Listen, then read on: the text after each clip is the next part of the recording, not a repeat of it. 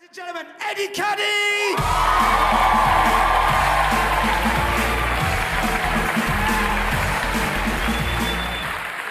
Hackney, make some noise, Hackney! Thank you for that, Chris. My name is Eddie Kadi, ladies and gentlemen. I'm actually from a nice part of London, beautiful, peaceful, called Tottenham.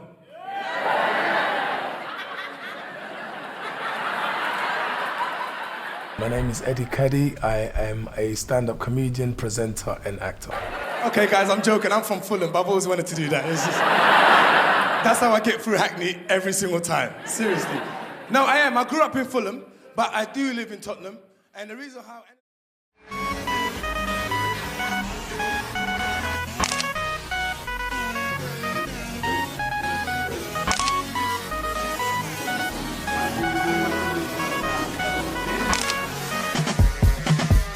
I first met Eddie, I went to an event that I was headlining at, and this guy came on early after a sex off, he was called Yolanda Brown, and I thought, he's a bit raw, he's okay.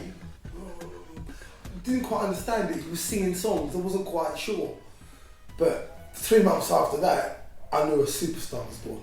That, you know, he'd gone away, he learnt his craft, he always had that magical time and that gift for songs. Eddie sings, Eddie acts, Eddie does straight stand-up, Eddie compares, and for me, Eddie's at his very best when there's like 2 or 3 contestants. That's, for me, the true Eddie Kadi. He acted in a play that I wrote, and he absolutely stole the show. There was people in the room recording the play, Eddie was the star, absolute star. When I first liked entertaining people, I do remember at school being part of the school choir. I don't know if I liked entertaining, I just think I liked music at the time, and I liked doing things that were separate from the academics, and I continued to do that throughout my whole life as an academic before I finished uni. So I remember being at secondary school, being in the choir, playing the drums as well as part of the school band. I loved it. I think I loved the reaction we used to get from our fellow students, especially being in an all boys school. We came across pretty cool. So I think from then, subconsciously, I kind of really enjoyed it.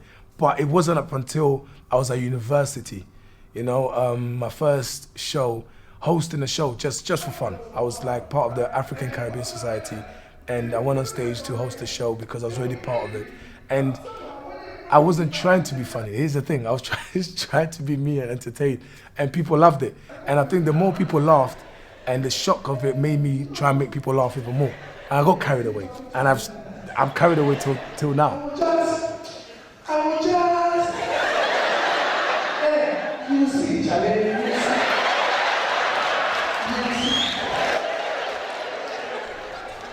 When I first told my parents I wanted to be a comedian, I didn't so much tell them I wanted to be a comedian. It wasn't that kind of conversation. It was more, what are you trying to do with your life? Because they saw me just performing all the time. I wasn't trying to use my degree, get a proper job. So my dad sat me down and said, you know, you're throwing your life away because you've had this great opportunity to become somebody and you want to be a clown. So my sister was trying to convince my dad I was funny. My dad said funny does not pay the bills.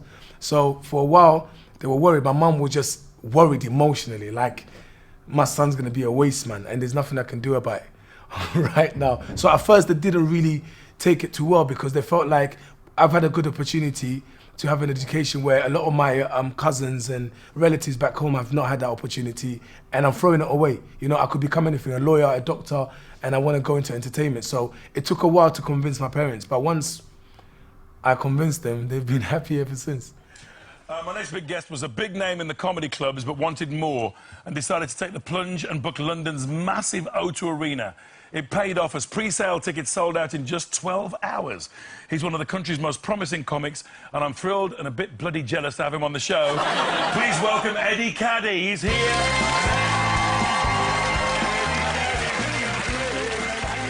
The O2 Arena was the craziest experience of my life. How it all happened, sometimes it's a blur how we got there. Testament to the team that I was with, we had balls or gumption.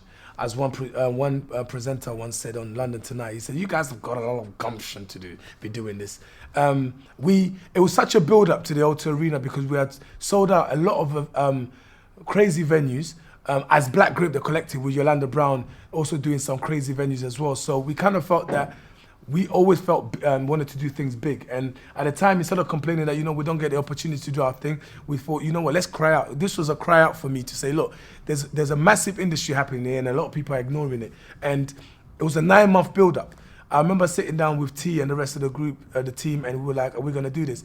I didn't want to do it because I was scared. I thought this is going too far. But there was so much pressure from the team as well, but it was positive pressure. Like Ed, they had seen more of me than I'd seen for myself. And once we had put it out there, it was too late. People know now we're going to do the O2 Arena. So we embarked on these 9 months of pressure. But it was fun because just the audacious moves alone before I even got to the stage on that day at the O2 got my name out. We had a lot of interviews from crazy people. I'd met people I'd never thought I'd meet, in my lifetime. And the O2 itself, once we got there, the amount of support came off the back of doubt. There was a lot of doubt in the country that this young black comic, they call me the most famous, non-famous comedian in the UK. Because of that, a lot of people thought, what? You think Eddie can't do it? Well, we're gonna prove you wrong. And that's exactly what happened. I had a lot of support from the industry, a lot of good friends, colleagues, everybody came out that day, man. So on the actual day itself, man, oh man. Like I had a surprise, support from Tiny Temper. The reason why I kept Tiny quiet because I didn't want people to think Eddie did the O2 Arena because of Tiny Temper. He turned out as a surprise guest.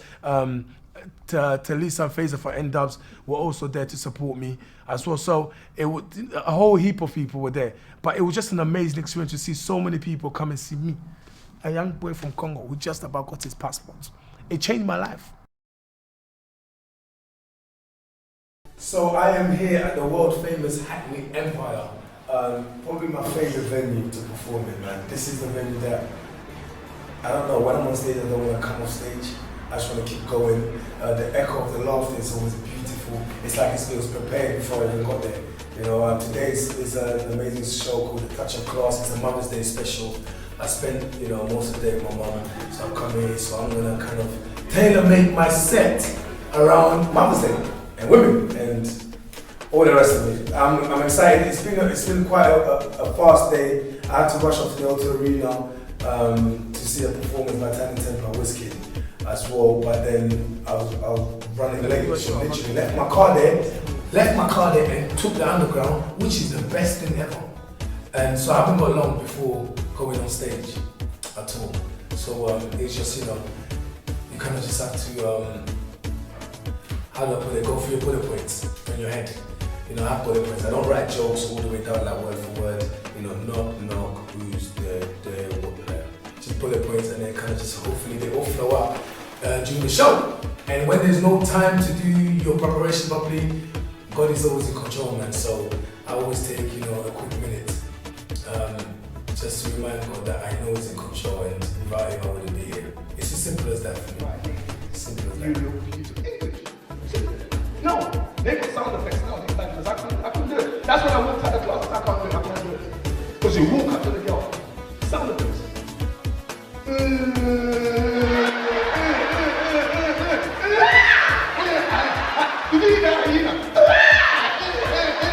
Then all you hear is that you black. Who else is it? They both.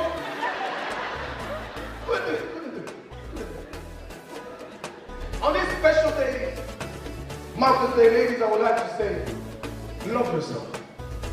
Whether you're light, dark, yellow, love yourself. Don't wait for Hollywood to tell you that your is good looking for you to now say she's good looking. Don't do that. That's wrong. Women, you're lying to us as well. If you're dark, you're dark. If you're light, you're light. The moon does not taste the sun. The sun does not taste the moon. You get it? For those watching this documentary, I would like them to leave watching this thinking, you know what, anything is possible. I can achieve whatever I want to achieve. And also, it takes a simple person to achieve big dreams. A lot of people think that you have to be all complicated and stuff, and have all these massive, crazy Einstein sort of formulas running through your head. But not actually, the simpler you are, the easier I believe it is to achieve big dreams. So I like people to be inspired by this. I like people to think, actually, I'm proud of who I am, specifically as a person, and who I am can change a generation.